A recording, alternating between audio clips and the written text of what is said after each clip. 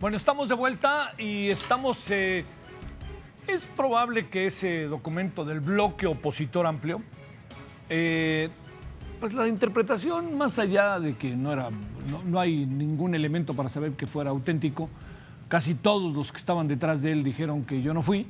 Y lo que sí es que quedó en la mesa la idea de que de alguna otra manera era inevitablemente pensar en los futuros escenarios que vienen del país, sobre todo que tienen que ver con las elecciones. Entonces, ese elemento, pero muchos otros son los que nos hacen pensar, hacer un alto, entendiendo que el proceso como tal empieza en septiembre, pero poder hablar de lo que viene y cómo se van armando los diferentes grupos políticos y cómo pues somos de la idea de que el presidente sigue yendo fundamentalmente solo digo, sin oposición enfrente. Mejor hablemos de ello y que nos digan nuestras invitadas cómo la ven. Primero, Esperanza Palma es doctora en ciencia política, investigadora experta en democracia, elecciones y partidos políticos. Esperanza, ¿cómo has estado? Gracias que tomas tu presencia, diría yo por allá. ¿Cómo te ha ido? Gracias, buenas noches. Hola, buenas noches. Muchas gracias por invitarme. Gracias. Y también con nosotros María Marván, investigadora del Instituto de Investigaciones Jurídicas de la UNAM y ex consejera presidenta del Instituto Federal Electoral, se llamaba IFE, ahora se llama INE. Querida María, ¿cómo has estado? Muy bien, muchísimas gracias. Qué placer estar con ustedes. Hola, Esperanza, qué gusto saludarte.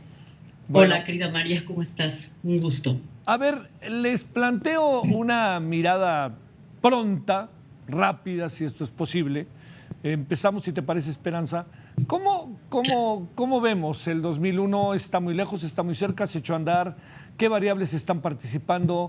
Ya está echándose a andar el asunto como tal en los bajos mundos o en los submundos, como también se quiera ver. Adelante, Esperanza.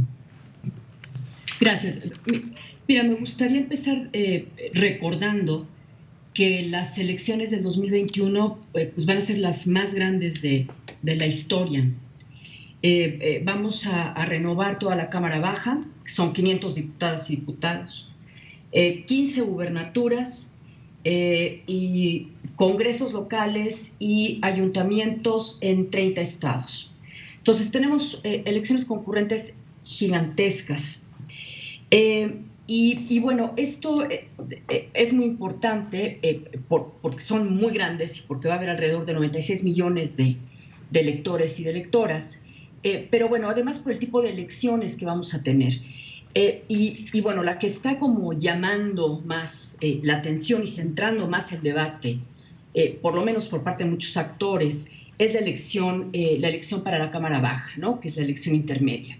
Y esto es así porque la elección intermedia para renovar la Cámara Baja, pues es una especie de elección plebiscitaria, es decir, es un momento en el cual el electorado puede evaluar y rechazar o ratificar al partido en el gobierno. Entonces, bueno, esto abre, pues, obviamente escenarios diversos. Un escenario posible es que Morena pierda la mayoría y que entonces dejemos de tener un gobierno unificado y tengamos un gobierno dividido. Pero claro, eso depende de muchas cosas, entre otras del contexto, que en principio diríamos que no es muy favorable al partido en el gobierno, particularmente al presidente, pues porque estamos atravesando por esta crisis sanitaria, por una crisis económica y bueno, obviamente esto es algo que puede llevar una evaluación negativa puede, no estoy diciendo que eso esté ocurriendo, pero puede llevar una evaluación negativa del presidente y por lo tanto del partido en el poder. Entonces eso abriría un escenario de oportunidad a los partidos de oposición para que recuperen espacios y le quiten la mayoría a Morena, ¿no? Entonces tengamos un gobierno dividido.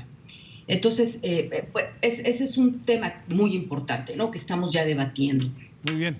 A ver, María, partiendo de esto que plantea Esperanza, agregándote estos temas como si enfrente no hay una oposición bien creada, bien construida, pongo otra variable, perdón si me adelanto, que no alcanza la Morena a duras penas alcanza 24 o 25% de la intención del voto en caso de que hoy fueran las elecciones. Esas variables poniéndolas en la mesa, ¿cómo lo ves, María? A ver, creo que estamos en un escenario sumamente complicado. Ciertamente la percepción de la gente es que la oposición no acaba de organizarse después del knockout del 2018. Parece ser que siguen en la lona, no se acaban de levantar. Ayer vimos a todos los gobernadores panistas unidos. Vamos a ver si son capaces de tener una propuesta y de tener propuestas electorales específicas. A mí hay una preocupación previa, digamos, que creo que tenemos que tomar en cuenta. Están suspendidas las elecciones de Hidalgo y de Coahuila. Ajá. Yo no sé si es mi percepción personal, pero mientras más avanza la cuarentena y el confinamiento, como que ya me estoy haciendo a la idea que así vamos a vivir por el resto de la vida. No, espero que no. Lo digo en broma y lo digo en serio. ¿Sí? La preocupación, creo yo, fundamental en este momento es qué vamos a hacer y qué va a hacer el INE para asegurarnos que en 2021 hay elecciones. Y de hecho nos tienen que asegurar que en Hidalgo y en Coahuila, que son dos elecciones relativamente pequeñas, no porque no tenga importancia Coahuila e Hidalgo, sino porque simplemente en Hidalgo estamos hablando de presidentes municipales que toman o debieran tomar posesión el 5 de septiembre. En Coahuila estamos hablando del Congreso, que debiera tomar posesión el 1 de enero. Para los ayuntamientos en Hidalgo, la misma Constitución prevé una posibilidad no es una posibilidad deseable, pero la Cámara de Diputados puede nombrar consejos de diputados, pero para sustituir al Congreso de Coahuila no hay sucedáneo. Es decir, el día 31 de diciembre los diputados y diputadas que hoy están se tienen que ir a su casa y el día 1 amanecemos o no amanecemos con Congreso en Coahuila. Y yo creo que sí hay que empezar a prever qué es lo que va a suceder en junio de 2021, porque son 15 gobernaturas, como ya bien dijo Esperanza, son 32 congresos locales, más la Cámara de Diputados. Entonces, claro que es importante ver cómo se va a organizar la oposición, qué tipo de candidatos nos van a presentar, qué alianzas va a haber. Y eso, la verdad es que es muy temprano para decirlo. Empezamos a asomar la nariz a la dimensión de la crisis económica que se viene. Eso va, creo yo, a determinar las alianzas. Creo que el presidente ya la vio, ya está preocupado. Sí. Para mí es la única explicación que hay para que haya salido ya a campaña y esté ya en el campo de batalla, para que haya salido esto del famoso BOA, que la verdad creo que le salió bastante mal, creo que fue, híjole, pues muy lamentable. Me sigue preocupando y me preocupa muchísimo todo este discurso de o estás conmigo o estás contra mí. El decálogo del fin de semana me parece lamentable si la respuesta que tenemos es comer frutas y verduras y estar sonrientes para que no nos dé el coronavirus. En fin, creo que estamos de verdad en un escenario político muy complicado, económico muy complicado, y ya en este momento creo que nuestra preocupación fundamental es que haya elecciones. Urge retomar el tema de las elecciones en Hidalgo y en Coahuila, tomando medidas sanitarias y viendo qué es y cómo vamos a votar en 2021. Esperanza, hay una variable en todo este proceso que es una variable que está empezando a crecer, yo diría que con enorme inquietud, presumo, para el presidente, aunque el presidente, ¿te acuerdas que dijo hace poco de Morena? Dijo, pues si no se arreglan, ahí se ven, pero lo que sí te planteo es no pareciera estar en su mejor momento Morena para enfrentar el proceso del año que entra, porque también, digamos, vendrá un septiembre, octubre, noviembre calientísimo para los partidos de cómo elegir a sus candidatas y candidatos, ¿no? Sí, estoy de acuerdo contigo. Creo que ningún partido la tiene fácil de cara a las elecciones del próximo año, ¿no? Bueno, efectivamente tienen el problema de la selección de candidaturas, ¿no?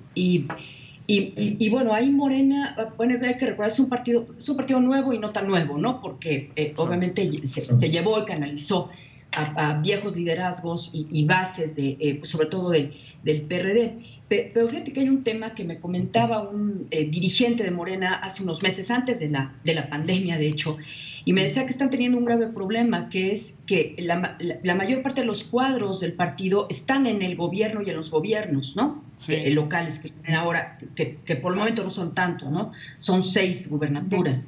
Que fue lo que le pasó al PAN. Ajá, correcto.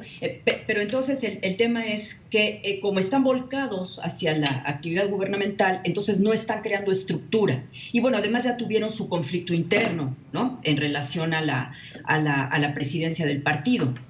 Entonces, me parece que sí tienen un problema para formación de estructura partidista y de selección de candidaturas exitosas. Pero bueno, además de eso, tú mencionabas, Javier, el tema de la intención del voto. Yo estaba revisando una encuesta que hizo Alejandro Moreno, que publicó en El Financiero en mayo, y el 48% de los entrevistados y las entrevistadas no tienen ninguna preferencia partidista.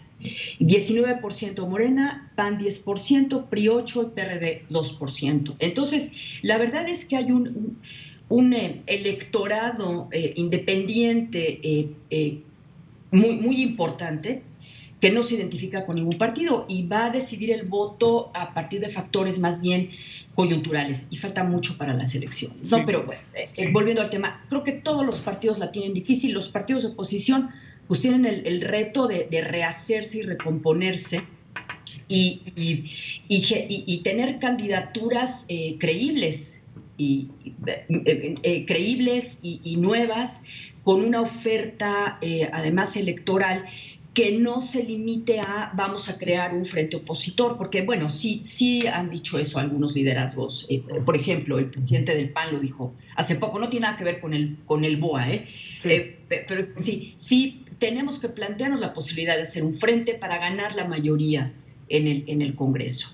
Entonces, bueno, está bien, pero eso no puede ser la única oferta. Sí. Nos tienen que hacer propuestas frente a la situación, como ya bien dijo María, tan grave que tenemos enfrente y que se va a poner peor, ¿no? Que se va a deteriorar más en términos María, y de violencia. Sí. María, ¿juega la comentocracia? ¿Juegan los medios? ¿Juegan los empresarios a los cuales el presidente se refiere un día sí y otro también? Mira, yo creo que juega todo. Juegan las redes, juega la desinformación, juegan las fake news. Es decir, todos esos elementos juegan. Cada vez más tenemos elecciones hechas a partir del sentimiento. Aquella vieja y romántica idea de que las campañas son para que conozcamos las propuestas, la verdad es que no está fácil. Y yo insisto, la oposición no acaba de organizarse ni adentro de cada uno de los partidos, sí. Y su única definición es estar en contra de ciertas decisiones y formas de gobierno de Andrés Manuel López Obrador y de Morena. Ciertamente, Morena trae una crisis interna muy fuerte, no solo por ver quién tiene la dirigencia, sino, a ver, el PAN tenía muchísimos años de haber sido fundado, y justamente pasó lo que está describiendo ahora Esperanza. A la hora que se fueron al gobierno, es tan demandante, tan absorbente el gobierno, que no da tiempo de hacer partido. Y el PAN se diluyó en 2 sexenios, siendo que es un partido que se fundó en 1939. Ahora, un partido que se fundó hace 15 días, prácticamente, o sea, se fundó hace 5 años, 5 años. 6 años, Sí. alrededor de la figura carismática de Andrés Manuel López Obrador, y que él mismo tiene el conflicto de si se mete o no se mete con el partido, sí tenemos un escenario muy complicado. Recordemos además también que estamos esperando que sean reconocidos nuevos partidos, y eso también va a mover el escenario. Ya van a ser reconocidos un mes más tarde de lo que dice la ley que debería de haber sido. Se entiende por qué. La emergencia del COVID a todos nos obligó a trabajar de una manera distinta, pero cuando se supone que deberían de estar recibiendo dinero a partir de agosto, los partidos nuevos que pasen la prueba del añejo, vamos a decirlo así, empezarán a recibir dinero a partir de septiembre. Y sí es probable que tengamos 3 partidos nuevos. Uno que no es nuevo, que es la refundación del partido Encuentro Social, que ahora se llamará algo así como Partido Encuentro Solidario. Le cambiaron un poquito el nombre, pero es lo mismo, con las mismas bases evangélicas. Ahí habrá que ver si de verdad son capaces de encontrar qué es lo que está pasando. Luego, el Partido México Libre parece ser que tiene también todas las posibilidades de recibir el registro. Ahí yo no sé de verdad qué va a pasar entre el PAN y el Partido México Libre, porque la verdad, pues son las mismas clientelas. No veo que haya posibilidad de tener una oferta muy distinta. Y luego está el otro partido, de cuyo nombre nunca me acuerdo, que empezó a crecer de manera muy, muy rápida y que muy probablemente tome el registro, que está encabezado por un senador. Ahorita trato de acordarme. Creo que sí tenemos un escenario sumamente complicado en el que ni el presidente, ni el partido del presidente, pero tampoco los demás, ni la tienen fácil, ni están las cosas definidas. Yo creo que va a ser un año sumamente intenso, en el que vamos a ver moverse las preferencias, en el que vamos a ver moverse las encuestas todos los días, y que va a depender mucho de qué tipo de liderazgos logren sobrevivir a la pandemia. Es decir, no va a ser lo mismo un estado en donde el gobernador en turno logra enfrentar de mejor manera la pandemia que uno en donde le vaya más mal.